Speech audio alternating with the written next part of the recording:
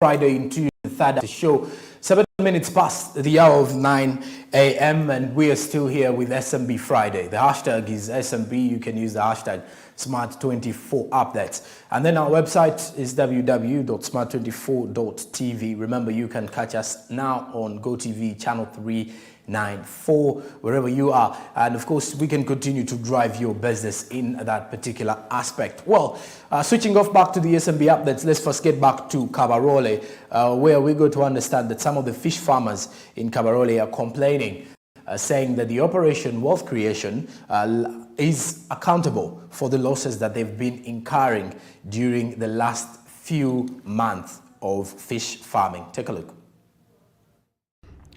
After a period of 7 months to harvest fish, Nyabweya Tuimuche Fish Farmers Group from Bulambila Parish at Nzingamila Crater Lake in Kasende Sub-County, they were disappointed after a very poor harvest, after doing all they were told to do to have better yield. According to Ruta Gideon, one of the farmers in Kasende Sub-County, said that they have made a loss of about 80% compared to the harvest and what they invested in. He added that each cage they injected in not less than 4.5 million, but to their dismay, they are likely to harvest between 800,000 to 1 million, which is a big loss to them. They invested in fish farming to attract other farmers, but due to their loss, it may demoralize other farmers, he said.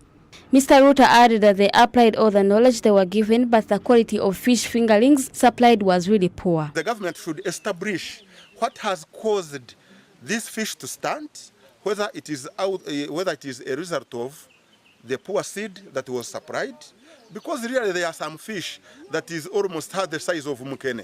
That is, mukene is a silver fish. There is some fish that has the size of mukene, and this has really frustrated most of other members who had wanted to join the groups. First think twice before they join. The government should double their efforts to establish the suitability of the waters, the seed that is applied, and the seed that is supplied. And again, interestingly, what the government should also do, it should not always be the bottom, the up-bottom planning. It should be the bottom-up planning, so that really the farmers who are interested in rearing the fish have their full input in what they are going to do. Then the technical part of the district should establish the seeds supplied to the farmers before it is invested in the lakes, because this fish, I'm reliably informed that the suppliers get the contractors from the top and they just pick any fish, supply us fake fish, and we end up getting poor results. Mr. Brian James, Kabarole Fisheries Officer, said that due to the lack of equipment like canoes, they have found a challenge of monitoring some of the fish progress in the cages. He added that the procurement of fish fingerlings is done at the head office and they cannot verify the quality of the species supplied. The necessary equipment that should be used. For example, if I'm to come here, I need a boat. I go to the cage and sample my fish. I didn't sample that fish. From the day I put it there, I have never sampled. And we're supposed actually to grade. In any case, these members, whenever you get fish grows, they are those we call sharpshooters. They don't grow in the same rate. We are supposed to separate the bigger fish from the smaller ones so that they reduce competition for food. But all that was not done. Another thing was we were supposed to remove the inner net. You see there's a feed net and the outer net. We're supposed to remove it at some point during the growing cycle, but it was not removed because we didn't have the facilities to reach the water. It was supposed to be removed. But in any case, it was an advantage because it was stopping the wild fish from entering the cage. It controlled actually the wild fish within the water to enter the cage. Mr. Festus Vandeba, the Resident District Commissioner, Kabarole District, who witnessed poor fish harvest at Nzingamila Crater Lake, said that the experts from MAAIF must come on ground to find out the possible cause of the poor harvest and also test the waters in the crater lakes around. However, he commended the positive attitude of farmers towards the fish farming and called upon them not to give up, being the first time to engage in. There could have been some gaps that need to be put right. The yield has not turned out well. It is extremely very low, and the size doesn't have a business sense in it. I will not repeat the rest that has been echoed by the fisheries officer and the farmers themselves, plus the councillors. But what I would think is this having been the first investment, I would take it as a pilot project. I now wish to interest the line Ministry of Agriculture and Fisheries to actually come down and look at the waters, test the waters in comparison to the other lakes. We have natural lakes, then these are crater lakes. Then we have even the natural fish ponds that have been excavated privately by the farmers, and we've seen the fish industry growing. The private fish ponds are doing so well. So what could have gone wrong here? Then the other gaps we have discovered here is the lack of a monitoring boat to enable our technical officers to actually do monitor. I thought I was finding fault in them in terms of limitation, in terms of going out on the lake to monitor. Little did I know that there is no monitoring boat. We need a monitoring boat to enable them to actually always go to check on these cages progressively, not just a one-off. Then the second aspect, I think, is to bring in the researchers in the area of fish, in the fish industry, to come and establish what could have gone wrong.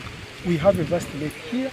Then the farmers and the honorable councillors claim that they followed the feeding chart that was provided by the fisheries officer. They followed it to the letter.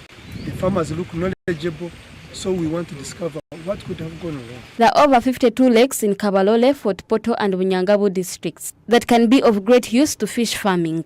Goret Kajumba, Smart 24 TV. All right, now that is ongoing in Kabarole for the fish farmers in there who are counting losses and numerous losses from there. And one of the key things is that they've at least been able to highlight that some of these losses can be attributed to the Operation Wealth Creation, some of them say, and they feel that the government intervention needs to be very serious to at least help them out overcome the losses that they are facing in there. First, just recently, yesterday, we were looking at the Fishing and Aquaculture Bill, rather Act, which is set to regulate, monitor and supervise activities in the fishing industry in Uganda as a whole and to help those in the fishing sector in Uganda to benefit from their sector. So pretty much obvious that people in these particular sectors will benefit in the long run if most probably these things do happen in that way. Now, switching eyes to something else, we take you back to the UBRA report just recently after confirming that they've been able to collect over 10 billion Ugandan shillings in the last 10 years. Take a look.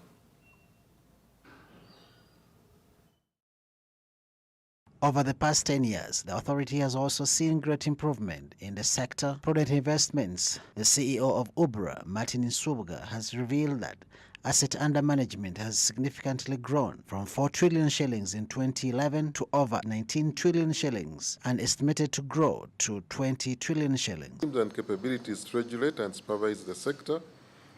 We put in place a very strong supervisory regime, and it's the foundation of the current trends that we see in this market. We've seen great improvements in governance in the sector, prudent investments, and scheme administration. All of these have resulted into significant amounts of assets under management from as low as 4 trillion, that is before then, to around 19 trillion as at today as we speak. We know that by the end of June, the projections we see and the little information we've so far gathered, it will be almost 21 trillion assets under management. You can just imagine the space of 10 years and what has happened. So it's quite a significant impact. The sector has also grown from 6% to 18% of the working population, covering 2.8 million of the 17 million working population. We had a coverage of 6% by 2012, 2013. 6% of the population, the working population. Today we are talking of 18% coverage. So there is significant growth there. From 6% to 18% coverage. But the numbers are still low. We are talking of the sector covers around 3 million Ugandans. To be precise, it's 2.8 million Ugandans under this space. But the working population we know is to the tune of around 17 trillion. So yes, 17 million. So in principle, yes, we've journeyed, we've made a very positive journey, but there's more work to do. And that's the focus of the other years of our operations. Furthermore, the authority has put in place a number of initiatives to attract members of the informal sector to save for the retirement like organized groups. We also see people saving voluntarily, which is a very good appreciation of this. We see people even adding more savings to what is mandatory to them. But also those who have no any other mandatory platform for them, they've reached out to other windows that we've created through the voluntary window, through the informal sector schemes we've licensed, and also those particular platforms under the umbrella schemes that we've been able to license. Tier 2, we've been able to reach out to around 6 universities and a few tertiary institutions, but by and large, those are the initiatives we're trying to do. And of course, several public awareness campaigns, educating more and more. But like I've said, the most critical point or important point, have you set the foundation that is very strong? Can that foundation give assurance to the member that their money is going to be protected and will be invested prudently? That's what we've been focusing on for most of the time. And we think that the foundation is now stable enough and we can now go to the next level of onboarding. On the suggestion by the President to disband the authority because of the high levy fees on the saving schemes, Mr. Nsoboga says that the President stopped them from levying. The President directed that we stop to collect levy, and we've issued a circular to all the entities that we regulate. And effective this year, there's no levy that has been collected, so we've complied with the directive of the President. And in the same vein, the President also directed the Minister of Finance to avail resources to UBRA. So our budget is appropriated from the government budget.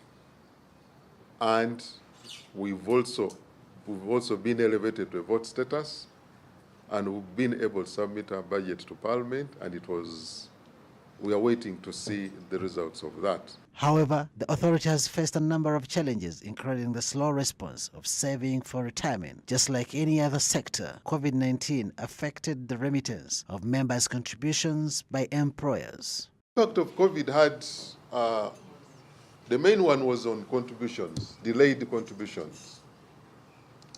The entities that we regulate, their sponsors or their employers were not able to contribute in time. But we created a framework that was well appreciated. We created a window where the employers could write to us and request for a suspension of contribution within the COVID time, but be able to honor them when the situation improves.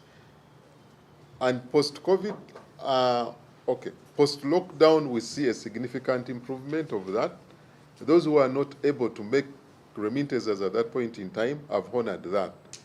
But we also know that some of the investments that were being invested in by some of the schemes that we license were not able to declare returns to their members, particularly in the financial sector. The banks were not able to declare dividends. That one affected the incomes to the schemes. All right, now that is according to UBRA. Now the sector is actually growing to over 19 trillion shillings in the last 10 years. Ghana Retirement Benefits Regulatory Authority there.